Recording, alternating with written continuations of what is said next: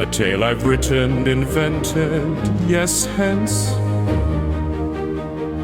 an attempt to unite the Christian pence with the non-belief in a middle ground, somewhere between mystery and good sense. With Flora mystical and magical, Eden's botanical garden was blessed. So we've taken more than just the apple, plucked off the loveliest of the best. Thus it's to Eve that we must give our thanks for a variety of fruits and plants. For when she was out of paradise thrown, she stole all the flowers we've ever known. There went through sensuous beauty and grace, Eve with Adam brought forth the human race. But our world would never have come to be had not God allowed them his mystery.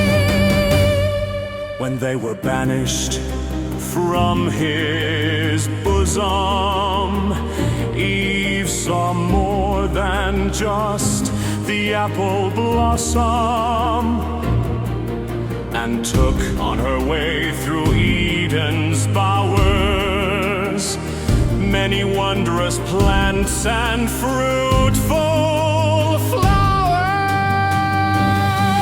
Mighty God, upon seeing this great theft, at first was angered, but soon smiled and wept.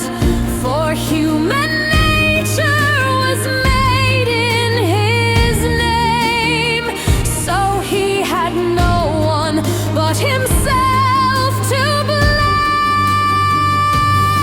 Yet still he made ready his thunderbolt, as his Old Testament wrath cast its vote to end this experiment gone so wrong. But soon he felt the joy of life's new song. Eve had all the plants that she could carry. God in his wisdom grew one contrary. Out of Eden she waved the flowered ones, the seed spilling upon the barren lands. God held a lightning bolt already lit, no longer knowing what to do with it. So he threw it into the heart of hell, forming of it a place where all was well. Was the world from molten fire had birth, as hell faded and was turned into earth.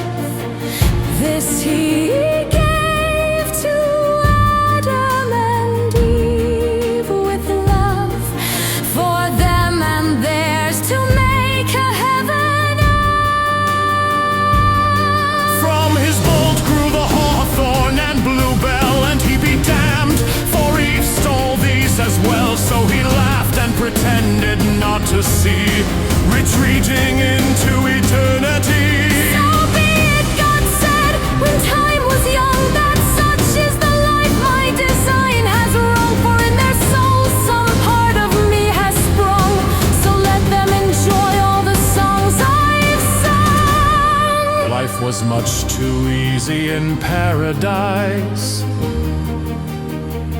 and lacked therefore of any real meaning. For without the lows there can be no highs. All that remains is a dull, flat feeling. There's no devil to blame for their great zest. This mix of good and bad makes them best. The human nature that makes them survive also left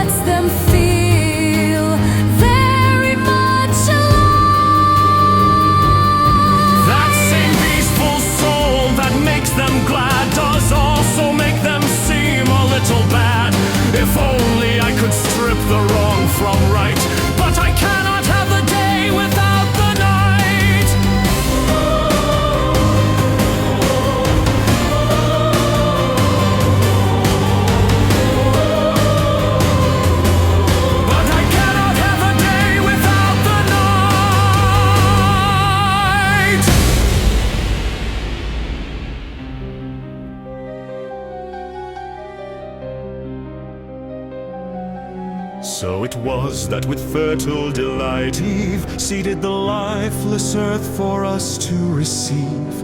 Though many flowers she had to leave behind, these we have from the mother of mankind. Eve gathered the amiable jasmine, which soft exhales its breath of friendship, and by a delicious fragrance in the night overpowers the stars with its sweet delight. The jasmine impregnates the dew each night with its friendly perfume of good and right. This morning's incense carries its odor, keeping everyone in fresh good humor. Love's first emotion springs from the lilac, for it blooms when nature is first aroused. Thus its love's youngest dream to all come back, where it will ne'er again remain unspoused. When thyme she sowed, the bees came all abuzz, and all around it flew their dance of love. So now we know that those who would savor the sweets of love mustn't neglect the flower.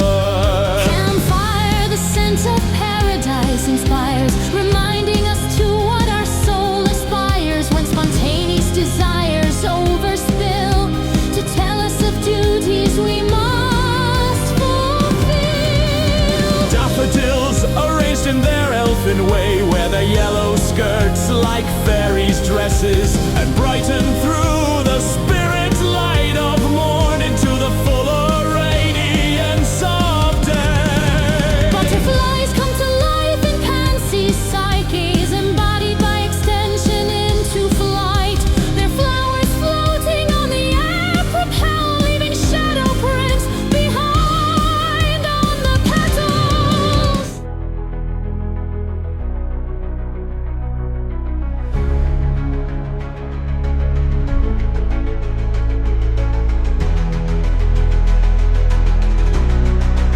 Fills with honeysuckle-scented nets, from fairies blowing the honey trumpets, while they sow vermilion red geraniums that grow wild into many countless songs. The golden-throated lilies sing at morn, maiden flower blushes, its pureness reborn. Star galaxies of sunflower sway, echoing the luminosity of day.